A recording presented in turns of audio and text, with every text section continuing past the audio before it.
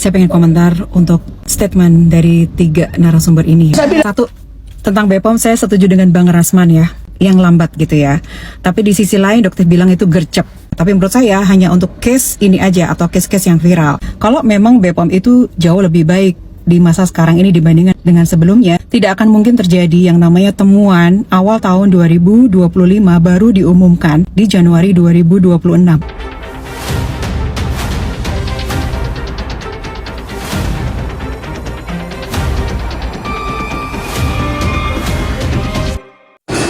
Wow. Owner-owner lagi berlomba-lomba mengundang anak-anak DEA untuk live. Dan itu pun hanya beberapa. Kebanyakan couple-couple dan beberapa artis-artis yang menguntungkan yang mereka undang.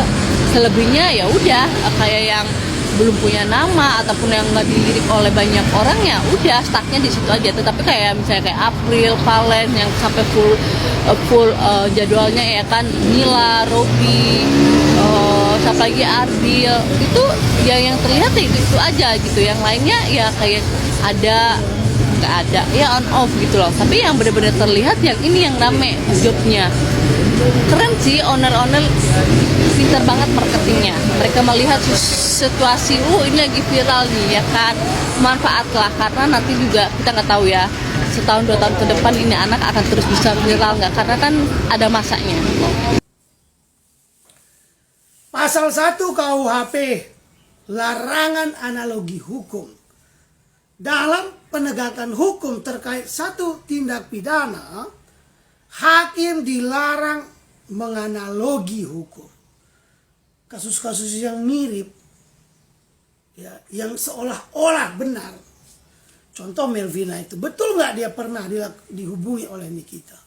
Benar, pengaku itu fakta. Niki pun tidak pernah menolak itu.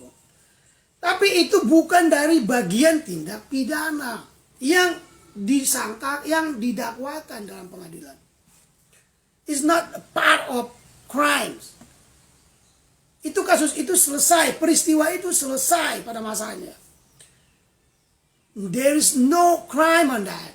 Tidak ada pidana di situ. Gitu ya. Lalu hakim menarik itu. Itu sama dengan analogi hukum. Ini bisa, dalil ini bisa digunakan sebagai dasar kasasi kekeliruan hakim. Karena apa? Dia akan berkaitan dengan saksi, kurangnya saksi. Unus testis, nulus testis itu. Satu buah jakar bukan jakar namanya. Maksudnya, itu kan arti harfiahnya. Satu saksi bukan saksi itu tidak berlaku dalam dunia peradilan juga gitu loh. Nah, itu analogi. Bagaimana dengan interpretasi? Interpretasi itu hakim dikunci oleh prinsip-prinsip penafsiran. Itu bukan interpretasi, itu murni analogi yang melanggar prinsip pasal pertama, pasal 1. Pasal 1 bukan pasal pertama ya. Pasal 1 KUH pidana asas legalitas. Kembali menanggapi tentang Nikita Mirzani dalam upaya hukum kasasi di sini ya. Memang banyak yang berpendapat dari rekan-rekan pengacara maupun kalangan ya, selebritis atau masyarakat ya, bahwa berat kasasi Nikita Mirzani, berat resikonya ya. Tapi Bang Sahar di sini melihat bahwa kalau kita mau jujur ya, kalau kita mau jujur ingin menegakkan sebuah keadilan atau menjalankan sebuah hukum, saya rasa Nikita Mirzani tidak berat dan tidak beresiko. Karena kenapa? Satu saja persoalan di sini, sebuah proses yang tidak adil di sini ya. Karena Nikita Mirzani tidak bisa dikatakan itu bersalah karena persoalan TPPU, kemudian pencemaran nama baik ya. Jadi sebenarnya resiko dalam kasasi menurut Bang Sahar, Nikita Mirzani itu tidak berat dan tidak beresiko, sebagaimana pendapat oleh rekan-rekan pengacara dan kalangan masyarakat atau netizen. Jadi perlu saya mengabari atau perlu saya menginformasikan bahwa kasasi nanti, menurut prediksi atau analisis hukum Bang Sahar di sini, Nikita Mirzani akan mengalami sebuah perubahan. Artinya bahwa perubahan yang bisa meringankan paling tidak, atau kalau bebas, itu adalah sebuah proses ya, putusan bebas atau putusan lepas gitu. Jadi tidak sependapat dengan rekan-rekan yang mengatakan bahwa kasasi Nikita Mirzani itu berisiko tinggi ya.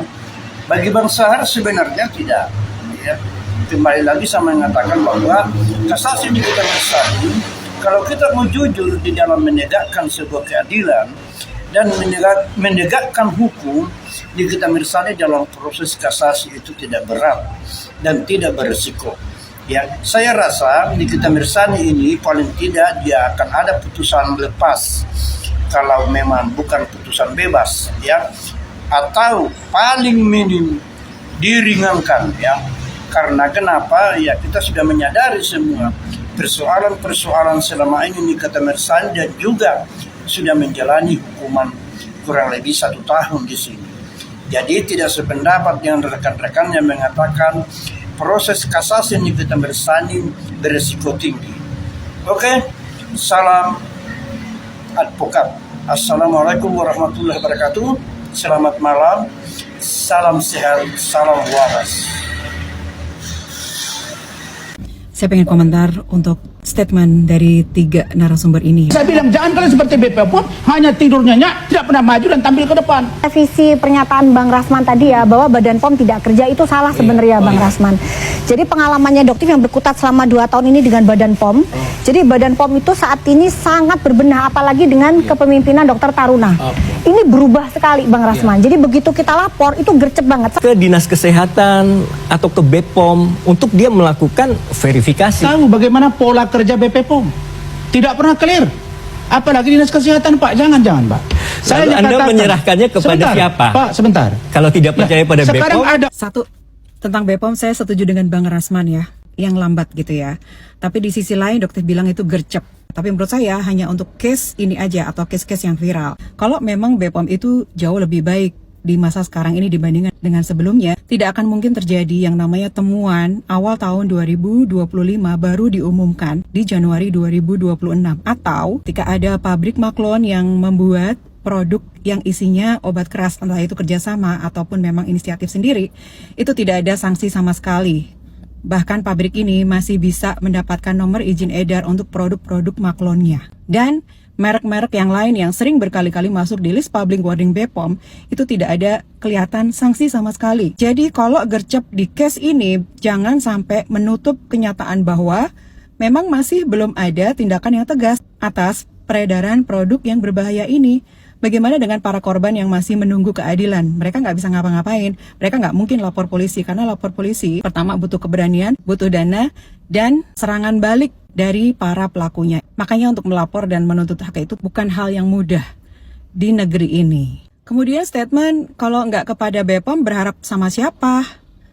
Harusnya memang berharap sama BPOM, dan yang kedua adalah BPKN, Badan Perlindungan Konsumen Nasional. Tapi apa? DNA salmon itu sudah jelas dirilis oleh BPOM bahwa ini adalah produk yang menyalahi aturan, menyalahgunakannya seolah sebagai obat dan itu berbahaya. Kemudian white tomato itu adalah produk relabeling dan overclaim. Adanya kasus ini bisa naik RL menjadi tersangka itu juga karena BPOM jelas banget ada rilisnya. Sebenarnya BPOM itu bisa melakukan sendiri, bisa membawa ini ke pengadilan tanpa harus proses dengan polisi. Itulah yang disebut dengan pro justisia ya. Mungkin yang ahli hukum boleh koreksi nih. Sebenarnya BPOM itu bisa melakukan sendiri, menuntut para pelaku ke pengadilan kalau mau. Tapi kan kenyataannya teman-teman bisa lihat sendiri.